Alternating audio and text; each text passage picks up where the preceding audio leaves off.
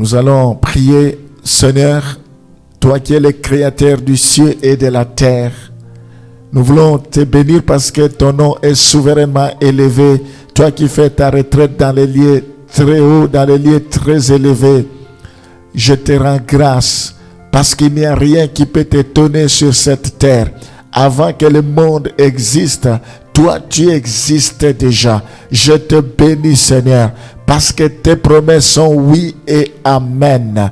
Je te rends grâce parce que tu es derrière ta parole pour l'accomplir. Ta parole, c'est comme un marteau qui brise les rocs. Tu changes les cœurs incrédules en cœurs de chair. Ce matin, je crois, Seigneur, que tu vas nous visiter. Ce matin, je crois, Seigneur, que tu es capable de changer l'eau en le vin en l'eau. Tu es capable de changer la malédiction en bénédiction, des échecs en réussite. Tu es capable d'arrêter la tempête dans la vie, dans ma vie et dans la vie de tous ceux qui me suivent. Tu es capable d'arrêter le vent dans la vie de quiconque. Sois loué, sois béni, parce que tu es le consommateur de notre foi. La Bible dit, sans la foi, personne ne peut lui être agréable. Nous croyons ce matin, je confesse, que tu peux arrêter le soleil comme au temps de Josué sur la montagne de Gabaon. Josué a dit, soleil, arrête-toi. Oui, tu continues à agir jusqu'à ce jour. Je crois, Seigneur, que tu peux arrêter tout ce qui peut se substituer à un obstacle pour que nous ne puissions pas percer, pour que nous ne puissions pas nous épanouir, pour que nous ne puissions pas évoluer. Tu es capable d'arrêter tout fléau. Tu es capable d'arrêter toute maladie. Tu es capable, Seigneur, d'arrêter tout combat. Sois béni, parce que c'est toi qui combats à notre place et tu nous donnes la victoire. Je te rends grâce parce que tu es fidèle. Tu as dit, je serai avec vous, je ne vous délaisserai point, je ne vous abandonnerai point, je serai avec vous jusqu'à la fin du monde. Tu as dit, même si vous traversez l'ombre de la vallée de la mort, ne craignez rien car je serai avec vous. Je te bénis parce que tu es là. Je te rends grâce parce que tu es au contrôle. À jamais tu régneras. Sois béni. Dirige-nous, nous avons besoin que tu puisses nous parler. Un mot suffit, une phrase suffit pour que nos vies soient transformées. Nous avons besoin d'un rhéma, car la lettre tue mais l'esprit vivifie. Sois béni à jamais. Au nom de Jésus, nous t'avons ainsi prié. Amen. Le diable, il est capable, il peut infliger la souffrance et la maladie, exciter la persécution. Il est capable d'infliger la maladie pour voir comment nous allons réagir, pour voir si nous allons garder la foi ou nous allons perdre la foi.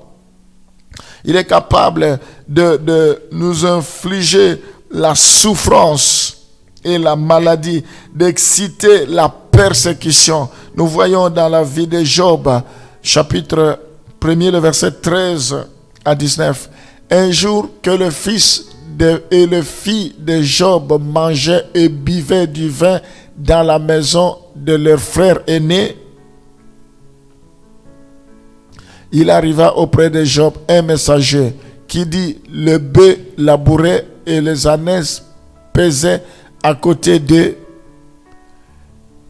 Des sabbins se sont jetés dessus, les ont enlevés et ont passé le serviteur au fil de l'épée, et je me suis échappé moi seul pour t'en apporter la nouvelle. Il parlait encore lorsqu'un autre vint et dit, le feu de Dieu est tombé du ciel, a embrassé les brebis et les serviteurs et les a consumés. Je ne me suis échappé moi-même, moi seul, pour t'en apporter la nouvelle. Il parlait encore lorsqu'un autre vint et dit, des Chaldéens formés en 3 bandes se sont jetés sur les chameaux, les ont enlevés et ont passé les serviteurs au fil de l'épée. et je me suis échappé moi seul pour t'en apporter la nouvelle. Il parlait encore lorsqu'un autre vint et dit, tes fils et tes filles mangeaient et buvaient du vin dans la maison de leur frère aîné. Et voici un grand vent est venu de l'autre côté du désert et a frappé contre les 4 coins de la maison. Elle s'est écroulée sur les jeunes gens et ils sont morts. Et je me suis échappé moi seul pour t'en apporter la nouvelle. Nous voyons la succession des événements malheureux dans la vie de Job. Tout ça, c'est la stratégie du diable. Il a infligé la souffrance dans la vie de Job. Il a infligé la maladie. Il a excité la persécution dans la vie de Job. Tout cela pour que Job puisse renier Dieu. Et toutes ces choses se passent en un laps de temps. Ça se passe à des moments difficiles, mais on a l'impression que ça s'est passé dans une journée. Tous ces événements, nous voyons que Job avait les 2 pieds sur terre. Job connaissait Dieu. C'est comme ça. Malgré tout cela, Job n'a pas tergiversé. Job n'a pas perdu la foi. Job continue à avoir confiance. Qui peut supporter autant de situations comme ça? En réalité, Job avait tout perdu. Mais Dieu était avec lui. Job a pu récupérer, voire même plus que ce qu'il avait perdu. Dieu n'abandonne jamais les justes. Dieu ne peut jamais nous décevoir. Il dit, je ne te délaisserai point, je ne t'abandonnerai point, je serai avec toi jusqu'à la fin du monde. Nous devons faire confiance à Dieu, quelles que soient les stratégies de l'ennemi, quels que soient les ruses du diable, quel que soit le mode opérationnel du diable. Nous devons tenir bon. Nous devons déceler les ruses du diable avant de nous emporter, avant de reprocher Dieu, avant d'abandonner la foi. Il faut que nous puissions chercher qui est à la base de cela. Parce que le diable, comme nous sommes en train de voir, c'est un stratège. Donc, il vient pour infliger des souffrances, infliger la maladie, pour que nous puissions nous éloigner de Dieu. Nous pouvons voir cela aussi dans Job chapitre 2, le verset 7. Et Satan se retira de devant la face de l'Éternel. Puis il frappa Job d'un ulcère malin, depuis la plante du pied jusqu'au sommet de la tête. C'est Satan qui a frappé, ce n'est pas Dieu. Cela, c'était pour voir. C'est ça le rôle du diable. Des fois, d'autres maladies, je ne dis pas que toutes les maladies viennent du diable, mais il y a des fois des maladies que le diable inflige pour voir si nous allons abandonner le Seigneur. Le problème, pour de telles situations, il faut l'intervention du médecin, de Dieu plutôt, le médecin de médecin. Il faut l'intervention de Dieu. Parce que si ça vient du diable, le médecin ne peut rien faire. Souvent, nous sommes prompts à condamner Dieu parce que nous sommes malades, parce que nous souffrons, mais nous ne savons pas l'origine de cette maladie. Nous ne savons pas que ça ne vient pas de Dieu, ça n'a rien à voir avec Dieu. Dieu peut permettre pour que sa gloire puisse se manifester.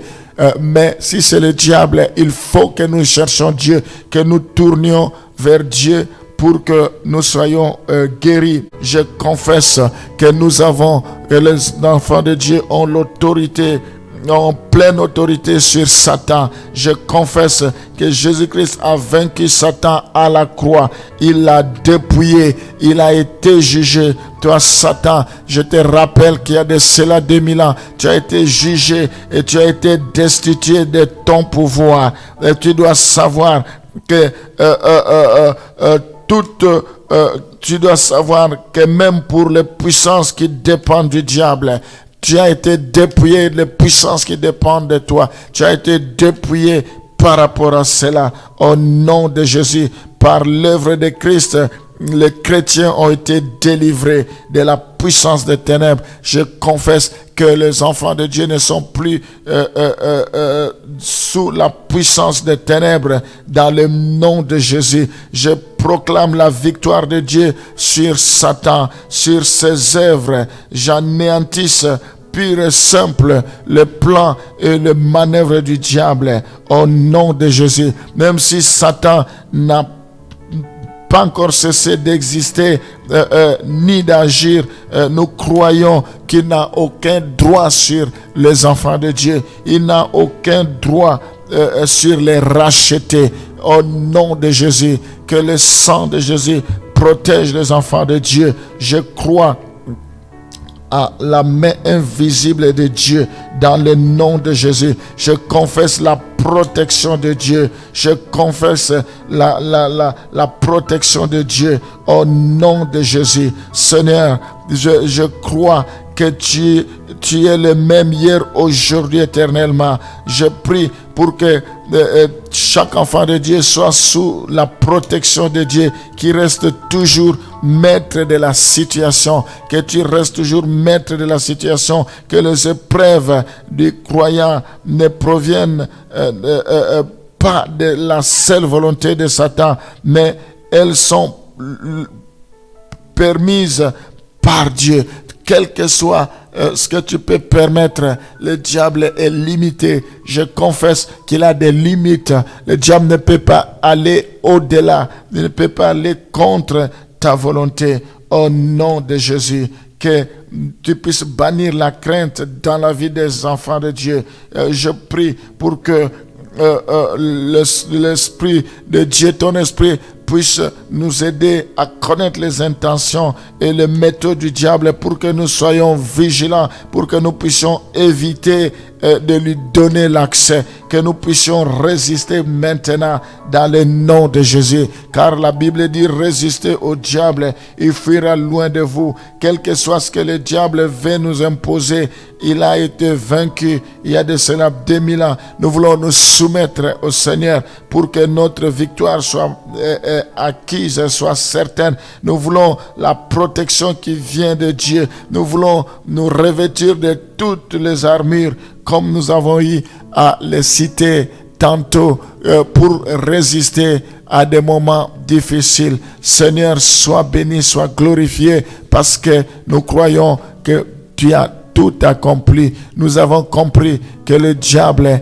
est limité. C'est une créature, il ne peut rien faire. Le temps viendra où il sera jeté dans les temps de feu avec ses anges, avec ses démons, ses anges déchus. Nous croyons qu'en attendant, même s'il rôde, mais celui qui est en nous est plus fort que celui qui est sur la terre. Protège-nous pour ne nous induis pas à la tentation, pour que nous ne perdions pas notre foi. Nous voulons dire comme Paul: j'ai achevé la course, j'ai combattu le bon combat, je n'ai pas fait naufrage à ma foi. Seigneur, que cela soit pour chacun d'entre nous, chacun de tes enfants. Je bénis la journée d'aujourd'hui, protège chacun de tes enfants, enlève sur leur chemin toutes sortes d'obstacles. Au nom de Jésus, nous t'avons ainsi prié. Amen.